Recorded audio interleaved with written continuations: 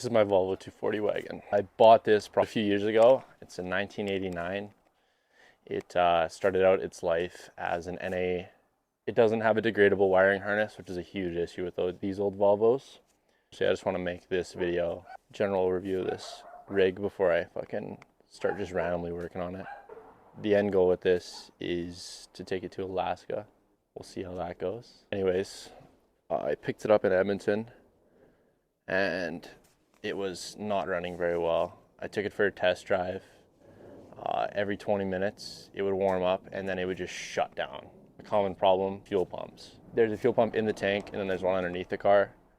Both of them like to fail and they typically fail at the same time. So my issue was, I think they were warming up after 20 minutes and then it would just shut down. Using my strategy of towing it home for free, if you guys know, you know. You have to be within a certain kilometer distance to get it towed home. Me and my little cousin, he was probably, maybe he just had his learners. I don't think he even had his drivers. We drove my Infinity there, looked at this, and we're like, okay, we're gonna get it because I got it for a pretty good deal. Another funny thing about this is there was two wires hanging out the shifter, and these M46s, they have 4 speeds, and then they have a 5th gear, which is just electronic overdrive, which is just a button on top of the shifter. This button had, this whole shift knob has been taken off. There was no button. There's just 2 wires. I'm asked the guy, I'm like, what are these buttons for? Because I knew nothing about these cars. I just loved how they looked, and I knew that they were rear-wheel drive and manual. That makes me excited just off the bat. Driving this thing, click it together. There's a little 5 on the thing, and the RPMs go down. I'm like, what? Because he told me it was a 4-speed, which was sweet. We're driving it, keeps fucking braking on the highway, and they have to let it cool down, and then it'll run for a little bit. Finally get into the zone. I brought it back. It was rough. Like the headlights were dusted, taillights were smashed. It was stock height. It obviously looked ratty as this. I didn't really fix any of that. I changed the grill. I did the ball joints, and then I did the fuel pumps. And I was working up north, probably a 10-hour drive, and I trusted this fucking thing. Like, drive it up north on the Alaska highway, and then I drove it back, and that was like every 2 weeks for probably a year. So it had a lot of kilometers driven on it, but it just didn't have enough power going up hills and shit. One day I'm gonna turbo it. So I bought a parts car.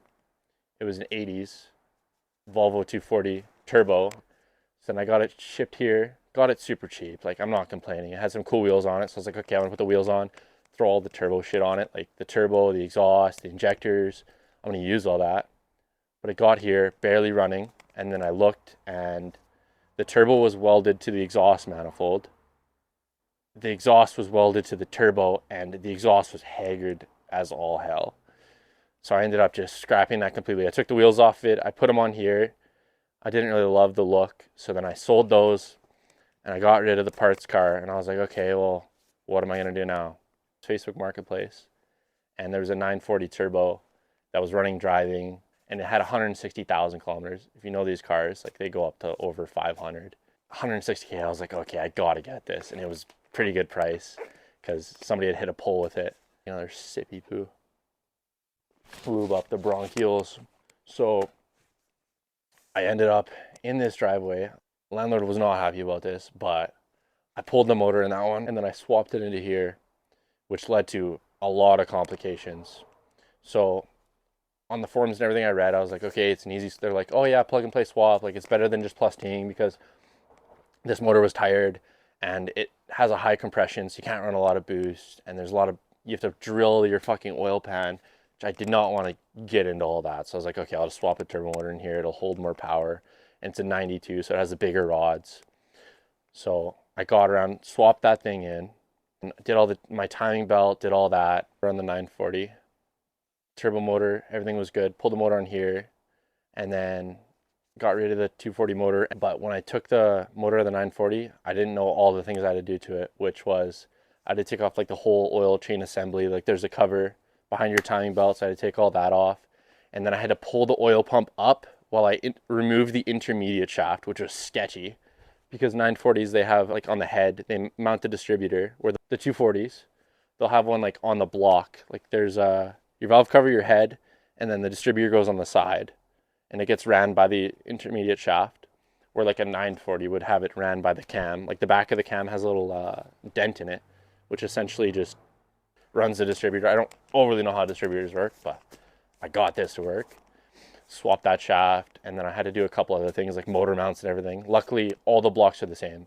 So there's threads on all of them for the 7s and 9s, 2s, whatever, any red block. They're kind of like Legos is what people say. So I swapped that bad boy in, and I used the injectors because everyone said about the green tops. I didn't realize there's a difference between these green tops and the stock 940 ones. And I didn't know anything about injector resistance, whatever. And then I used the turbo ECUs. I put them in because that's what you're supposed to do.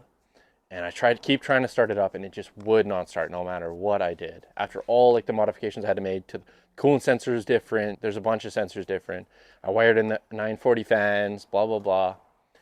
And it just would not run. I did not know why. I had spark, I had fuel, I had air. Then I had someone pick up, they dropped me off injectors. I thought my injectors were just wrong. I was like, okay, I'll try new injectors. And he comes by and I'm like, let me just crank it over. And like, you see, like he was a Volvo guy. So he's like, I'm like, what do you think about it?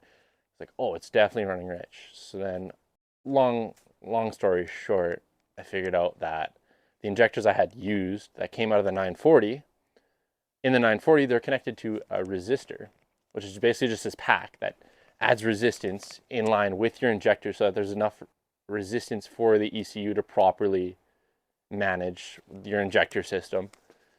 240s don't have that. So essentially there was low resistance. There's way too much voltage through the whole system, and it fried the injector port on the ECU. So it was just, the injectors were just 100% of the time just shooting fuel out. And when I drained the oil out of this thing, there was like fucking 3 liters of fuel in there at least. It was a lot of fuel. So then I had to find ECUs, blah, blah, blah, got it started. And then I ran it a bit with the stock turbo. It was okay.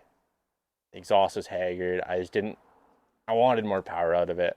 I ended up getting a Dremel bit and just carve away this metal with like this bird bit that just keeps bending burrs, or it'll fucking snap sideways. I had it on a little electric Dremel and it fucking bent like this, and it was just shooting around. Sketchy. Got that all on, and then I drove it for a bit. It was just pissing oil, and I figured out that these have little oil coolers, so the coolant cools down your oil, vice versa sometimes, before it goes into the engine. And I had to move that to get my oil feed in there. So when I put it back on, I guess the seal wasn't good and it started leaking. I had to get a new seal, put that on, got chips for it. Then I'm ripping it around, and all of a sudden it just starts smoking. So got it home, and there's your impeller, your exhaust, and then there's the oil cartridge. Everything behind the oil cartridge was snapped off on the exhaust side. I guess the turbo had seized or something. I don't know what happened there. Not enough oil, whatever. So then I had to get another turbo, swap it on, finally boosting good, high PSI, and the clutch started slipping. So next up, I will be doing a clutch swap. Got a clutch from KL Speed. It should be pretty good, I'm hoping. It says it'll hold till 430 Newton meters, which I don't know what that is in horsepower or torque, but I think it's pretty close to what I want. Looking to get about 300 from it. It's my first time actually opening this. So we got our clutch disc. I was looking for a SOC 763 flywheel for the longest time, but I just could not find one. Yeah, it feels pretty heavy duty. So the next thing I'm gonna have to do is pull that. I'm gonna install the center bearing because it's very loose, and every time I take off, it has like a little leg in the drivetrain, and it kind of like bucks a little bit. So I'm hoping to change the U-joints. I've never done U-joints, and I've never done a center bearing, but I'm gonna try my hardest. These I'm just gonna slap on real quick sometime. If you guys don't know, Hella makes the coolest fucking wipers. They look pretty sweet. They have like the little Hella emblem on the end. Super cool.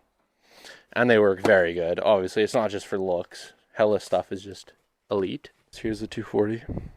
So I ended up getting E-codes for it because the other ones are faded as fuck. These, for some reason, these are like FCP Euro E-codes. They're all good. Except the first time I drove it, this fucking signal light kept falling out and it would just hang right here. And when you spend like, I don't know, I think it was like 700 Canadian on these, you'd expect these to not fall out. Eventually they just stopped falling out, but take that out. cut springs on the front. There's a 373 rear end in here. Swapped the whole rear end, did the IPD arms, IPD torque rods, and there's a panhard bar that kind of just holds the rear end straight. Ended up getting a dogfight wheel. Got lucky enough to find one of those before they sold out. Got an energy hub adapter. I like this one because it's very slick with the actual column here. Funny enough, actually, I lost a key when I was working up north. I had to change out this whole steering column. And there's 2 bolts that hold it in here, and you have to like drill them out because they're like shear bolts, so there's no like socket on them. You just have to like either pry it with a screwdriver or drill it out. And then I got a shifter from AliExpress. Super sketchy to buy, and you don't know if it's gonna fit, but the forums were like kind of happy about it. For an M46, like that's pretty good. These are very, very loose shifters. Ended up getting a button, putting a button here for my overdrive, because typically it's going to be on the top of your shifter. But obviously I swapped out the shifter, so I had to get a new one. Got my AFR gauge, got all the gauges kind of customed out. Got this from that parts car I was talking about. Had to change out this box here because it loves to break, and then they'll just fall down randomly. So I have these straps here. They're from like a guitar or something. I don't know. That's just what it was in the 240. Then I got my boost gauge in there. I'm going to be plumbing in my boost controller there. For now, I just have T's on it, which they work. It's some old Boosted Boys trick. Shout out to Boosted Boys. I had the beads in the front. I didn't really like how they feel, so I just threw them in the back. Let's see if I can show you this skull mat. Also dirty, but they're kind of sweet. Pop the hood. I just have some random BMW wheels that are for sale nearby with indies on them. Here's the bay. It's very haggard right now. That needs to be tightened up a little. It's okay though. So those are 940 fans. We got your Amazon coolant bottle, your washer fluid, which is just hanging out for now. Got a 3-inch MAF, which I had to get from the States, because with these chips, they won't run over 14 psi with 2.5. It'll just stop reading. Got all the intercooler piping from the 940, which I'm gonna have to change because I got this off of Facebook. Got some random intercooler. Jom speed. It's gonna go in, but of course all the pipes are different. So I had to buy a piping kit. Gonna do that later. I think clutch is a priority right now because it'll slip after 7 psi. I got this old school like B20 cap. Got my max peating rods turbo connected to a 90 plus manifold because the 90 plus manifolds flow better. They like to crack, but you can just take them off and you weld up the collector. So you just weld all those cracks and kind of hope for the best. I custom fab like an Amazon down pipe. It's got a flexi on there, which is nice. That was fun. Never welded before, but kind of figured that out. We got your Mamba Tech lines. They're actually really good. I've heard they like to leak, but I haven't had any problems. Right now, I just have my PCV open air. Got the green Giants in there. The proper resistance, obviously. I got this strut bar locally. It's from Wagonmeister. It's like an old school one. And then these fuel pressure regulators are actually really nice for you red block guys. So this is just your Amazon fuel pressure regulator. This is your stock fuel rail. You just put 5/8 fuel line. I think it's 5/8 fuel line. It'll slip right on here. It's very tight fit. Slip right on here, and then you just connect your fuel line. It goes onto the OEM there. They include fittings. I've never had any problems with this. This is your vacuum reference, obviously, because it'll give you more fuel pressure as your boost goes up. And then you have your adjustment here for how many bars you want. I could set it from fucking like 1 bar to whatever, 6 bars. I think I have like 2.5 right now. Bit above stock. You got sketchy fan wiring. I use the 940 relay. I actually haven't got them properly to turn on with the temperature gauge, or the temperature sender. But hopefully one day. I just have it on a switch right now.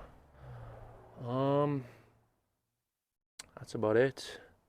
This is what I was telling you about the 240 distributor. On the 940s and 740s, it's at the back here, but obviously there's zero room for that. So it's not really possible. I'll show you another thing. Kind of set up the back here. We got some rust, some rat rod shit here. A little rear setup. Got these headlights off of some, I think it's classic Volvo restoration. Got stock suspension in the back from a sedan. I'm hopefully going to put in stock suspension in the front as well, just because I want to lift it up if I'm going to take this thing skiing in Alaska, because I took it drifting the other night and yeah, the wheel kind of sucked this in. Even though I cut and rolled these as much as I could, I guess I didn't do a good enough job here, so it pulled in pretty hard. So yeah, I guess that summarizes my build on this 240. I'm going to make the next video, I'm going to make a full list of the things I need to do to take this thing to Alaska, because growing up, watch Roadkill. In one of the episodes, they do a trip to Alaska, taking the whole Alaska highway, and it looks so cool. And I've taken this thing on part of it, but not very far, just like the brink of British Columbia. And I want to take the whole thing in this car. First, I need to do the clutch. I need to finish the exhaust. I started to make an exhaust because I just have a downpipe right now. And it looks a little haggard. Don't look at the welds too close, but do a straight pipe, a couple resonators. I'm going to make a cool tip for it. It's not just going to be that, don't worry. And hopefully it's going to go out of the back, but no promises. In the next video, you shall see me taking out the clutch, taking out the transmission, and putting that fancy clutch in there. Yeah, stay tuned for the second one.